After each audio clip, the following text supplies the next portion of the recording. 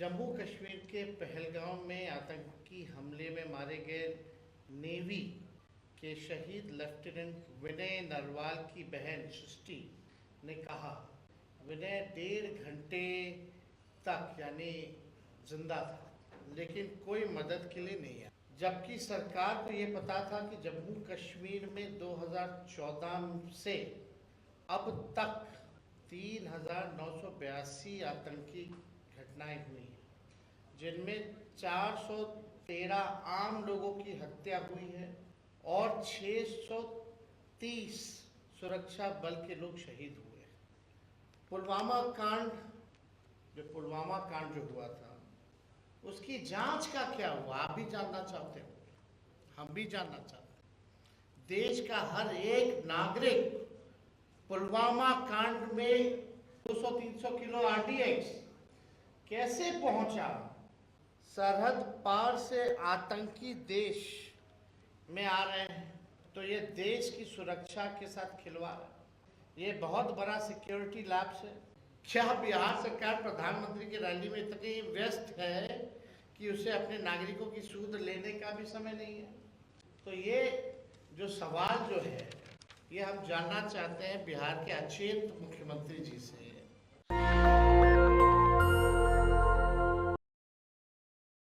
आज हम लोगों की बैठक हुई और सबने शोक जताया जो पहलगाम में आतंकवादी हमले हुए और पर्यटकों पर हमला हुआ, जिसकी निंदा हम सब लोगों ने की। और शुरुआत हम लोगों ने जो है 1 मिनट का मौन रख के अपनी बैठक की शुरुआत की।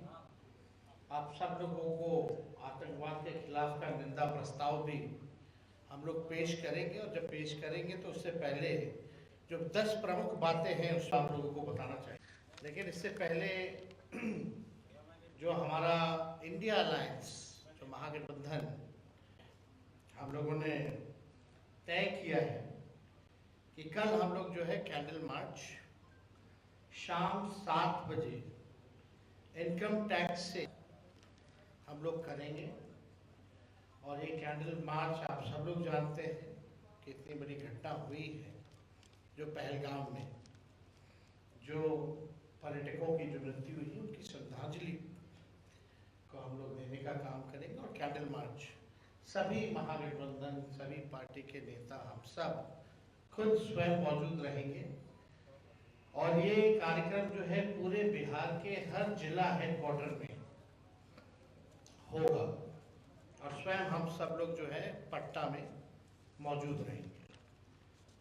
और 4 मई को महागठबंधन इंडिया अलायंस की एक बड़ी बैठक होने जा रही है, जिसमें हम सभी दलों, 3 left party, VIP party, Congress, RJD, 6 पार्टियों का जो जिला अध्यक्ष हैं या जिला में सचिव हैं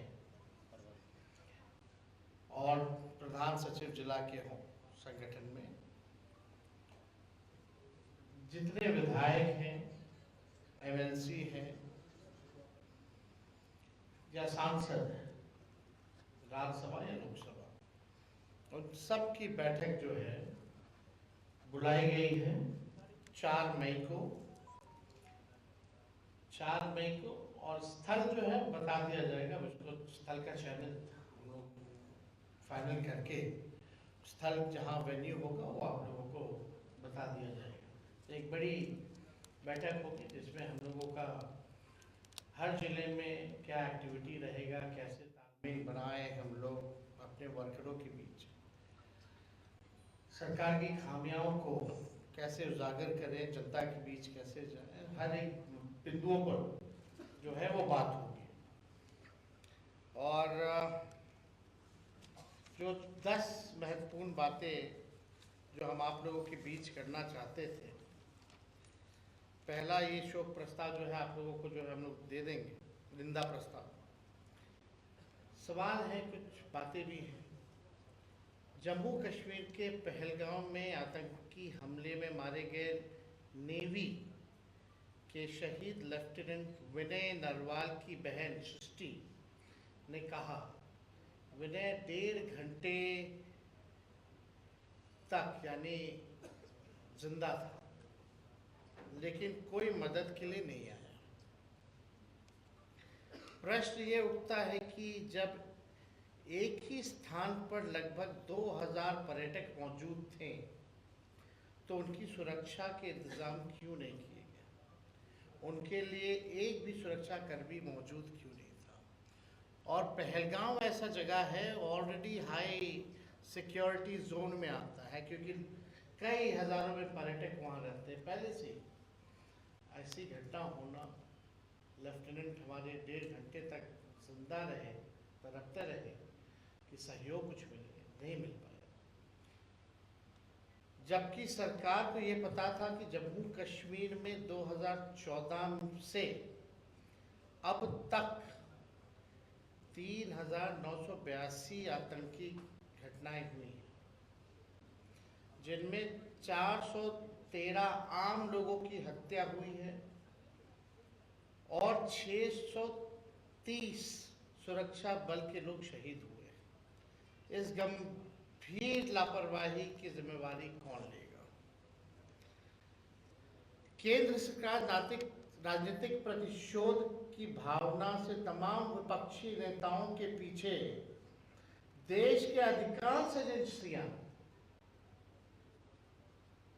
लगाती है, लेकिन आतंकियों के पीछे ऐसा क्यों नहीं कर पाती है? हम लोगों के पीछे देश की सब एजेंसियां लगी रहती हैं, लेकिन इनके पीछे कौन सी एजेंसियां लगाई जा रही? अगर ये घटना हो रही है तो आपका इंटेलिजेंस क्या कर रहा है, सर्विलेंस क्या कर रहा है? आजकल टेक्नोलॉजी का जमाना है, यानी ये इंटेलिजेंस फेलियर ना, और वो हाई लेवल सिक्योरिटी जोन में ऐसी घटना, और वो जो सड़क है वो कच्चा सड़क है, कई घंटे लगता है ऊपर जाने में, हथियार लेकर के जाना, बल्कि हर जगह चेक पॉइंट्स है, हर जगह आर्मी तैनात रहती है, सेना तैनात रहती है। फिर भी अगर इतनी बड़ी घटना हो जाती है तो किसी न किसी को जिम्मेवारी लेनी चाहिए। और विपक्षी नेताओं के पीछे आप लगा, ठीक है लगाए, लेकिन आतंकियों को तो रोकिए। पुलवामा कांड जो हुआ था, उसकी जांच का क्या हुआ? आप भी जानना चाहते हो, हम भी जानना चाहते हैं। देश का हर एक नागरिक पुलवामा कांड में 200-300 RDX किलो 200-300 किलो RDX कैसे पहुंचा, और अब तक की सबसे बड़ी घटना मानी जाती है जिसमें हमारे कई जवान शहीद हो गए, उसकी जांच का क्या हुआ? देश का हर एक नागरिक, हर एक भारतीय ये जानना चाहता है उस जांच का क्या हुआ, कौन था उसका दोषी, लापरवाही कौन, किसका फेलियर था? आप जानते हैं जम्मू कश्मीर में आतंकियों द्वारा समय समय पर बिहार के अनेक श्रमिक भाइयों की हत्या की गई। अब सरकार बताए इसका जिम्मेदार कौन?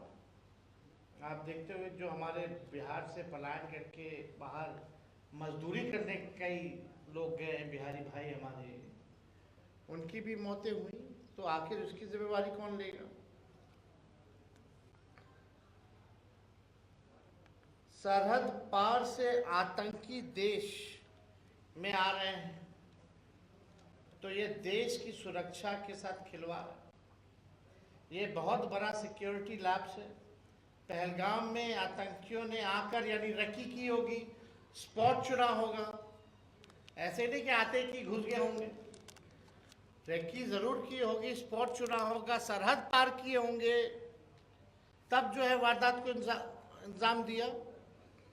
तो ये तो पूरा फेलियर आखिर ये किसका है, ये हम लोग जो है जानना चाहते हैं। वारदात की घटना को भी चुनने में प्लानिंग लगती है, तो तो ये कब से हो रहा था, क्या हो रहा था, ये सरकार को बताना चाहिए। लेकिन इस बीच हमारा इंटेलिजेंस सिस्टम क्या कर रहा था, इसकी जवाबदेही कौन करेगा? भारतीय जनता पार्टी, केंद्र सरकार और गोदी मीडिया के द्वारा आतंकी घटना को सांप्रदायिक रंग देना सरकार की नाकामी का प्रत्यक्ष प्रमाण है। बीजेपी की ऐसी पहल देश, संविधान, लोकतंत्र और मानवता के लिए घातक है। महागठबंधन इसकी निंदा करता है। क्या बिहार सरकार ने कश्मीर में पर्यटन के लिए गए अपने नागरिकों के मदद हेतु कोई हेल्पलाइन नंबर जारी किया है? क्या अपने किसी मंत्री की तैनाती वहां की है? बिहार के नागरिकों की सुरक्षित वापसी सुनिश्चित किया है? क्या बिहार सरकार प्रधानमंत्री की रैली में इतनी व्यस्त है कि उसे अपने नागरिकों की सूद लेने का भी समय नहीं है? तो ये जो सवाल जो है, ये हम जानना चाहते हैं बिहार के अचेत मुख्यमंत्री जी से। उनके because he tired and retired अधिकारी जो है बिहार चला, उनके रिटायर्ड अधिकारी और जो जदयू में जो है, जिनकी मानसिकता भाजपा में है, दिल और दिमाग, वैसे जदयू के टॉप लीडरशिप से भी जानना चाहते हैं कि आपने जो भी बिहारी पर्यटक कभी कश्मीर में हैं, उनकी सुरक्षित वापसी के लिए आपने क्या प्रावधान किया? नागरिकों के लिए क्या किया? कोई हेल्पलाइन नंबर आपने दिया है? किसी मंत्री या रेजिडेंशियल कमिश्नर जो दिल्ली में रहते हैं, उसकी ड्यूटी आपने लगाई है? क्या बिहार निवास को भी वहाँ कोऑर्डिनेशन में लगाया गया है? क्या पहल की जा रही है? या पूरा सरकार और इनके अधिकारी, एक जिलाधिकारी केवल ऑर्डर निकालने में लगे कि भीड़ कैसे इकट्ठा हो प्रधानमंत्री जी के कार्यक्रम में?